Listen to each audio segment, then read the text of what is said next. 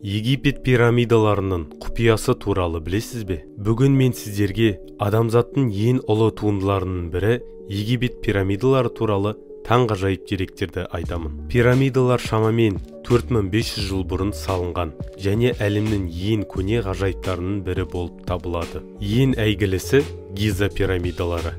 Оның ішіндегі ең үлкені Хеопс пирамидасы. Оның биіктігі 146 метр болған, бірақ ғасырлар бойы 138 метрге дейін төмендеді. Сіз білесіз бе, бұл пирамида әлемдегі ең ұзақ уақыт бойы ең биік ғимарат болып саналған. Бұл ғажайып құрылыстар қандай технологиямен салынғаны әлі күнге дейін жұмбақ болып қала береді. Кейбір деректер бойынша пирамидалардың құрылысына шамамен 2,3 миллион тас блок пайдаланылған. Әрбір блоктың салмағы 2,5-нан 15 тоннаға дейін жеткен. Ғалымдар тастардың Ніл өзені арқылы тасымалданғанын айтады, бірақ нақты қалай салынғаны белгісіз. Пирамидалардың ішкі құрылымы да таңқаларлық.